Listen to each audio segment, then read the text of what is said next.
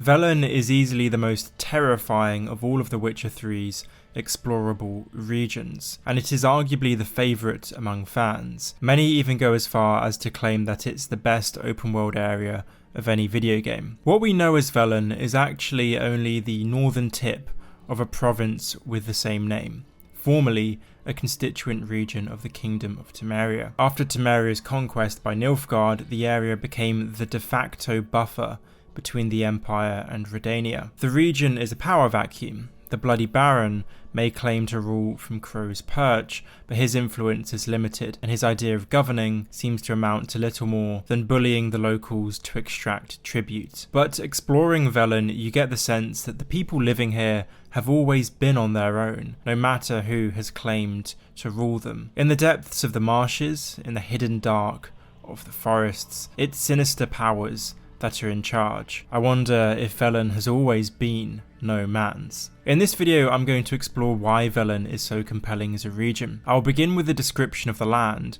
before delving into how the region ties into The Witcher 3's main themes and broader story. My hope is that in the future, other developers will not try to copy Velen, but be inspired by some of the reasons the region has been so successful with players. Because it's not just that we all love swamps and witches.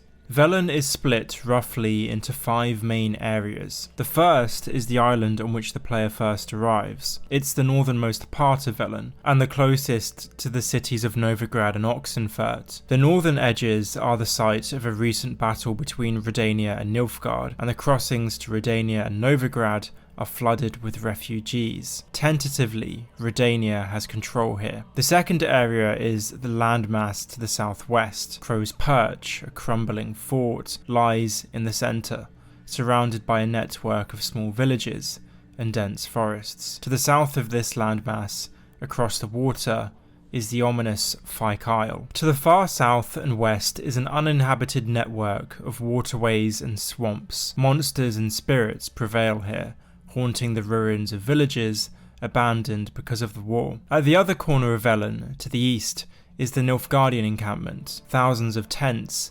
emblazoned in the Nilfgaardian black and gold, crowd the horizon. The fifth area is Crookback Bog, roughly at the centre of the map, and squatting in the middle of the bog is the crone's earthly home. The haunted Whispering Hillock lies to the south, as does Bold Mountain, a place of major spiritual significance to the local people of Velen. As much as people talk about the feel of Velen, as you can tell from that brief description, Velen is fairly diverse. My own feeling is that the northernmost parts of the region, although clearly war-torn, feel the least menacing. It's as you travel south, further from Redania and Novigrad, that the less in control humans seem. All of the areas where spiritual forces are predominant, Fyke Isle, Crookback Bog, Bald Mountain, are clustered in the south and centre of Velen. From a gameplay and narrative perspective, this functions well. Geralt's quest to find Ciri begins in the more hospitable north, but he's slowly dragged further and further south in his search, and towards what one might say is Velen's true dark heart. As much as Velen is a visual place, our perceptions of it are influenced, or perhaps enhanced, by the soundtrack. Velen's music is distinctive, low, slow and guttural. It stands in contrast to the other regions, like Novigrad and Toussaint, where the music is much more orchestral, more human. Although, at times, perhaps in the midst of a clearing or walking along a riverbank, a more mellow melody will charm your ears, reminding you that even in Velen, there is beauty to be found. But even in these moments of beauty, you can't shake the feeling there might be something lurking in the shadow, just over there. It's also worth making the point that visually, Velen is distinctive because it doesn't resemble the medieval settings we're accustomed to in video games. If you play games like Skyrim or Dragon's Age Inquisition, their worlds are very much drawn from a reimagining of France and Germany and England's medieval past, whereas Velen's red brick forts, swamps and forests take inspiration from the scenery of northern Poland, Missouri to be specific. As much as Velen is its landscapes, it's also its people. Philip Strenger is a former Temerian soldier turned deserter who leads a ragtag band from Crow's Perch. Although he takes the title Baron, Philip is a poor parody of nobility. He and his thugs use their strength of arms to bully the already suffering people into giving up what little they have. The Witcher first visits the Baron to learn about the whereabouts of his adoptive daughter, Ciri. In return for divulging this information, the Baron asks the Witcher to find his wife, Anna, and daughter, Tamara, who have disappeared. Thus begins one of the most famous and darkest quests in RPG history. Over the course of the quest, it transpires that the Baron repeatedly abused his wife, something he was prone to doing after drinking. The Baron claims that the hardships of war and learning that his wife had an affair while he was away drove him to depression and to abuse. As awful as the Baron's behaviour is, he shows deep remorse, a remorse that is conveyed painfully and poignantly by the voice actor James Clyde. I'd been soaking myself 3 days straight. Anna came to me, said they were leaving. I begged them to stay. She refused to hear it. In the face of the Baron's behaviour, Anna and Tamara resolve to escape. They fled in the night, but while Tamara made it to safety, Anna was abducted by the crones. So to the crones the Witcher goes, but the crones refuse to tell Geralt about Ciri until he has dealt with the Whispering Hillock, an enigmatic spirit trapped inside a tree. The player is then faced with one of the most difficult decisions in the game: to kill the Whispering Hillock as the crones demand, or to allow it to escape. For first-time players, the difficulty of the choice is compounded by the fact that the outcomes of either choice are unclear. If Geralt frees the Whispering Hillock, the children are rescued, but the crones curse Anna and turn her into a hag. Geralt can lift this curse, but at the cost of Anna's life, which leads the Baron to hang himself. If Geralt kills the Whispering Hillock, the crones eat the children. Geralt and the Baron find Anna, but she has descended into madness. Distraught, but desperate to make amends, the Baron promises to take Anna to a healer in the mountains. The Bloody Baron's questline sets the tone for the rest of the game. It shows us that stories in the Witcher universe rarely have a happy ending,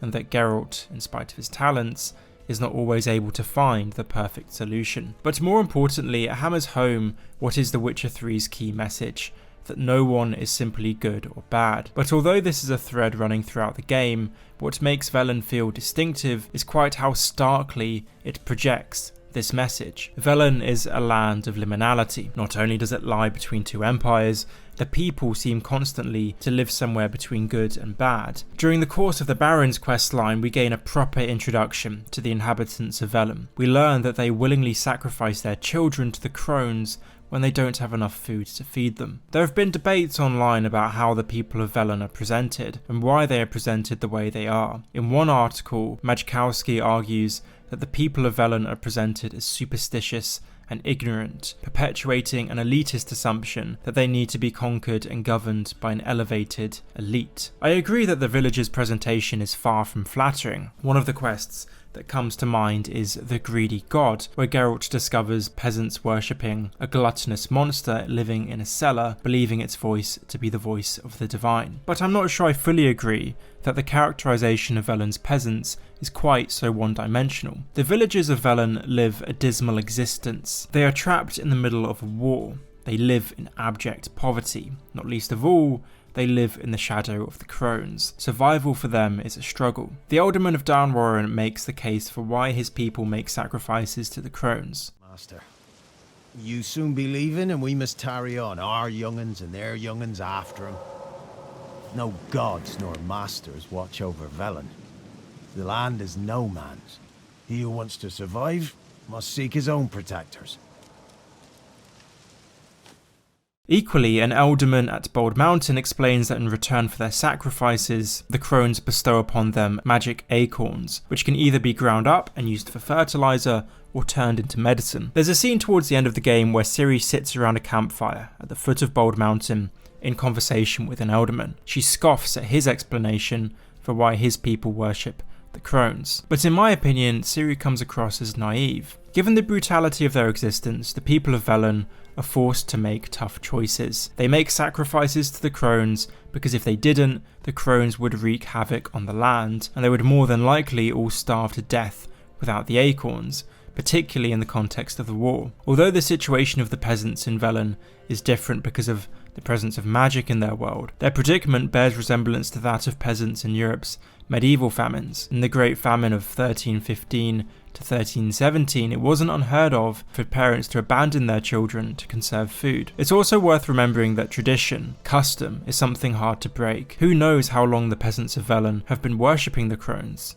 Through Ciri, I think CD Projekt Red voice what they think the player's opinion of the peasants would be, and as a major character, as well as one of the protagonists, her indignation carries weight, particularly in comparison to the voices of the peasants, so I imagine a lot of players will agree with her assessment. There's an argument to be made that what's lacking in The Witcher 3 is a strong character, a member of the peasantry who can sympathetically argue their corner and give us an inside perspective on their society. I suppose the Pellar fills that function to a limited extent. The Pellar's an enigmatic mystic who Geralt first encounters over the course of the Bloody Baron's quest. He's knowledgeable about the world of the spirits, and he seems to have powers that neither witches nor mages possess. Thanks to the Pellar, we gain a different view of Velen's culture, particularly through the quest Forefathers Eve. Here, it's shown that the people of Velen have a justice system of sorts that extends even to the afterlife. But it would be interesting if, in addition to the Pellar, there was a more compelling character who could really argue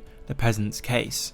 The war is visible everywhere in Velen. The wanton destruction and violence grounds us in the reality of the conflict. The region thus forms an important backdrop for later in the game. As we listen to Radovid, Dijkstra and Emir talk about their imperial ambitions, we have in the back of our mind what war brings to places like Velen. The war is a pillar of the story throughout the game. Even though Geralt's motives are personal, his quest to find Ciri and to help his friends often gets him intertwined with politics. It brings him to proximity with Emir, and potentially, depending on the player's choices, leads to his involvement in the assassination of Radovid. Indeed, Geralt's decisions influence the future of the continent, including which power wins in the war and rules the north. CD Projekt Red wants the player to think about the consequences of their decisions. The nature of imperialism is thus one of the game's key themes. And in true Witcher 3 fashion, the game attempts to show us that imperialism isn't one-dimensional. The theme is first introduced in White Orchard, a Temerian village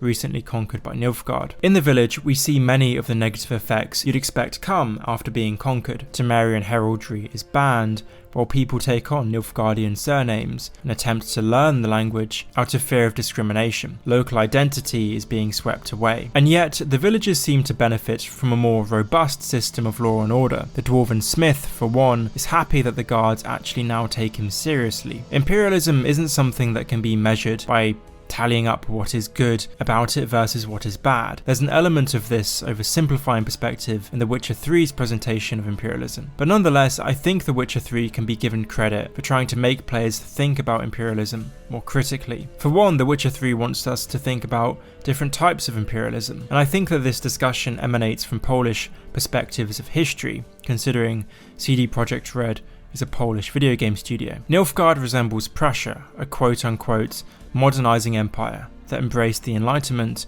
and rational thought. Redania resembles Russia, which, it's commonly held, was a quote-unquote backwards empire that tried to mirror the West to varying degrees. Velen is caught between both empires, not unlike how Poland for much of its history has been a buffer between Germany and Russia. The game makes clear that any form of imperialism has its drawbacks. As I mentioned before, we see some of the negative effects of Nilfgaardian rule in White Orchard.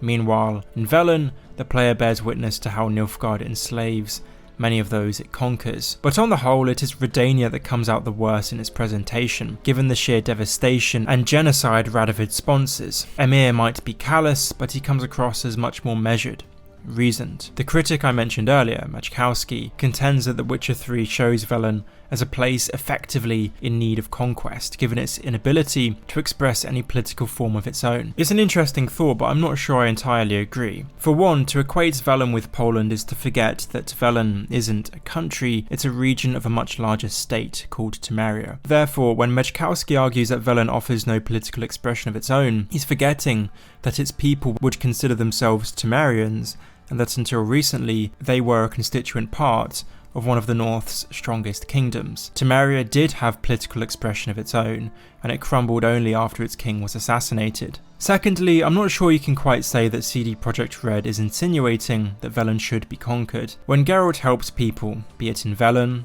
or Novigrad, or Skellige, he often makes the point that people ought to look out for themselves rather than rely on others. If anything, The Witcher 3 promotes skepticism of all those in power. It doesn't endorse conquest.